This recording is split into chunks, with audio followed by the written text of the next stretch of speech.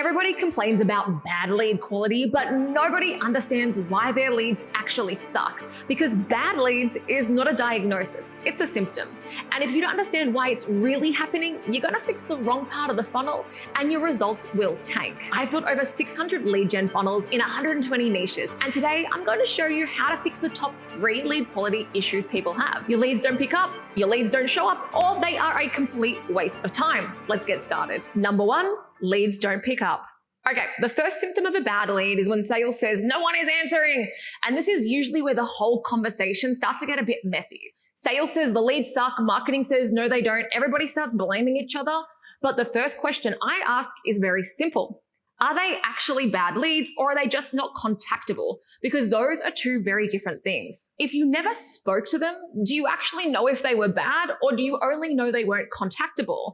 They are going to be different problems for us to solve. So I had this exact conversation with one of my team members this week, and we work with a big business loans company. And after July 4th weekend, our CAC jumped from about $800 to $1,500.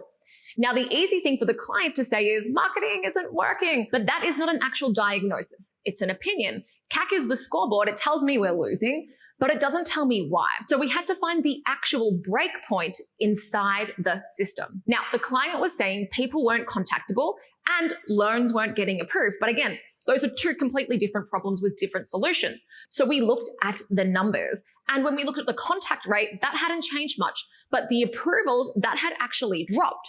Which means now we understood the quantitative data, the number, we know the what. And the problem wasn't really contactability, the problem was further downstream. So now we needed to figure out why it was happening, because you cannot solve a problem that you do not understand. So next we had to get qualitative data to help form a hypothesis before we made any wild changes. Did the approval process change? Did the criteria change? Did the quality of applicants change? Did something change in the back end? Because if the break is downstream, I don't want to go upstream and start randomly changing the ads, right? That's how people break things that are actually working. And so this is how you actually diagnose what's going wrong in the funnel. The numbers tell me where the funnel is breaking, then the qualitative data helps me understand why it's breaking there. So if sales says no one is answering, I don't just accept that. I want to know the lead to contact rate. And if that number is truly below benchmark, then this is the next question. Were those people qualified on paper? Before we launch a marketing campaign, marketing and sales need to agree in black and white what is the definition of a quality lead. Usually it involves things like budget, timing, location, and the type of person we're trying to attract. Because if our form, it says they have the budget, they're in the right location, they fit the avatar, and they want the thing soon, then we have probably generated a good lead. But sales has failed to turn that lead into a conversation. And I have seen this so many times. A client will tell me, these leads are bad, no one was answering. Then I go into Go High Level and see they called the lead 2 days later, called once, sent no text, no follow-up, no nurture, nothing. That is not a lead quality problem. That is sales not working the lead properly. So here's our next fork in the road, our next decision. If the leads are qualified on paper but not contactable, it's usually a sales speed, follow-up, or commitment problem. But if the leads are not qualified on paper, wrong budget, wrong location, timing, wrong person, then that is not a sales follow-up problem. That is a marketing problem. So before any of us say the leads suck, go deeper. Are they good fit leads that sales failed to contact, or are they bad fit leads that marketing should have never attracted in the first place? Because again, those are 2 completely different problems to solve. But if they book a call and then disappear, that is no longer the same problem as not contactable. That's a show-up problem. And that's the second symptom of a bad lead. Number 2, leads don't show up.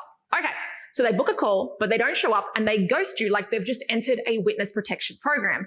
And again, we need to go back to the numbers because most people don't actually track no-shows properly. They'll say, our show-up rate is bad.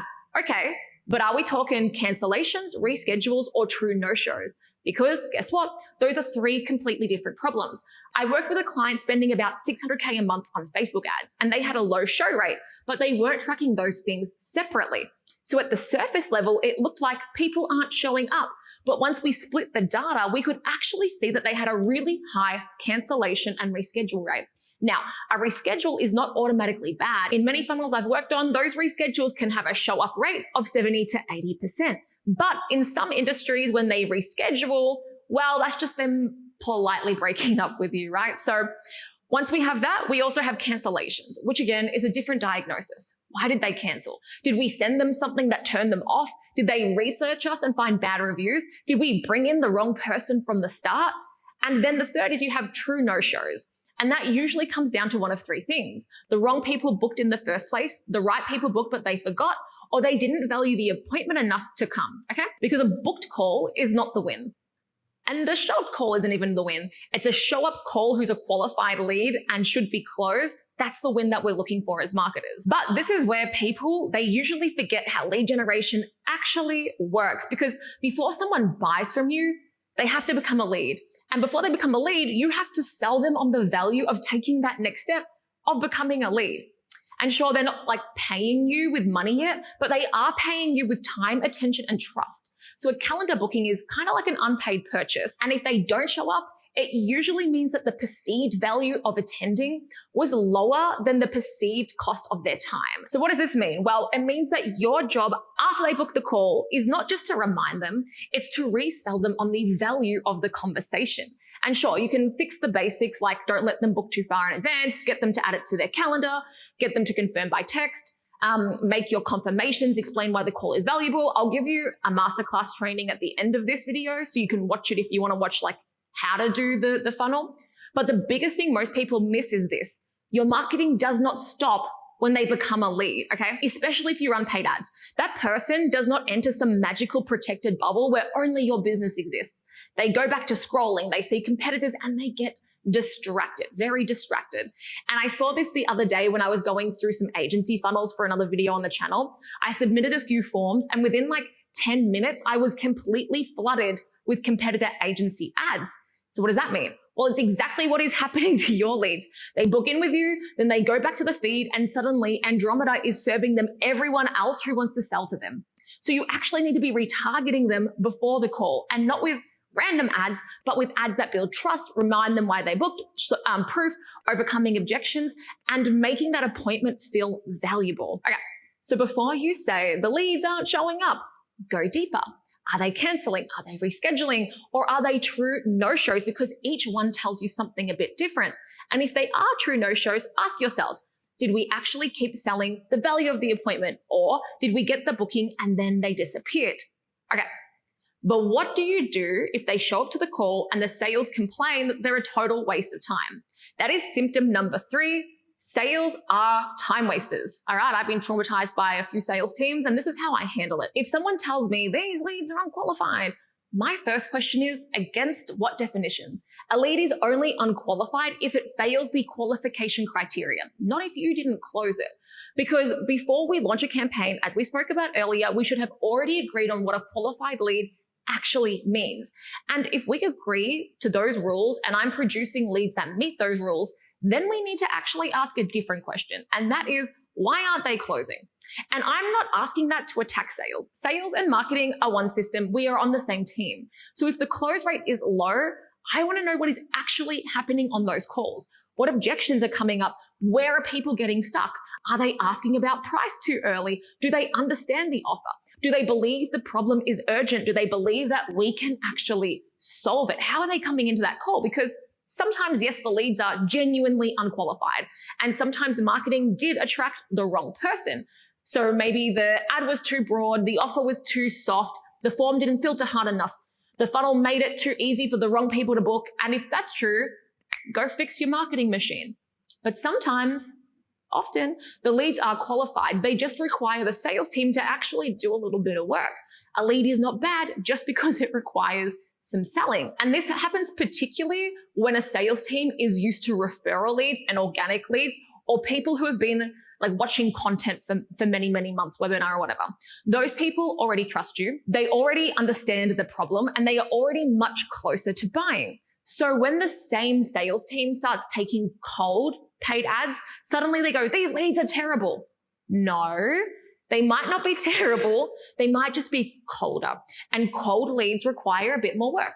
A referral lead and a Facebook ad lead are not the same person. You cannot run the same sales process for both and then act shocked when the cold lead needs more education, more trust, more belief, and more follow-up. Even for my own leads, when I get a YouTube lead because they've watched hours of my content, I have literally closed multi-5-figure a month deals and people are fist pumping like, they're excited to work with me. When I work with my Facebook leads, I have to do a lot more work to try and recreate that same experience, that same authority, that same education. But naturally, my Facebook leads are colder. They are harder to close.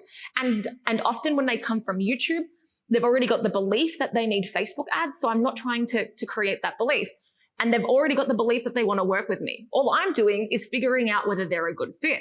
On Facebook ads, I have to be in the moment like, okay, do they actually want Facebook ads? Do they believe Facebook ads will work for them? Do they believe they want to work with my agency? And I have these different gates in the sales process to make sure that I'm taking these people through the same gates to come to the decision that they want to work with me. Now, when you are scaling from cold audiences, not every qualified lead is going to arrive ready. Trust me. And I can shit on marketers and on salespeople because I am both.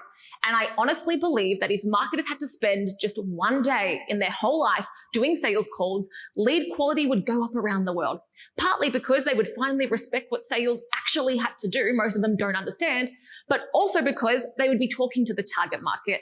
And it is so funny to me, the number of marketers who have never actually spoken to a customer. Because if they did, they would hear the hesitation. They would hear the confusion. They would hear the objections, and they would hear the exact language people use when they are interested, but not quite convinced, right? What is holding them back? And this is where that feedback loop breaks in so many companies. The people on the front lines, the ones talking to the customers one-to-one, and not properly feeding information back to the people who are creating the one-to-many marketing. So sales is hearing the objections, marketing is writing the ads. Sales is hearing what buyers actually care about, marketing is guessing at the angles and doing what they think. Sales is hearing why people didn't buy, and then marketing is kind of changing the funnel based on vibes and opinions, right? That is broken.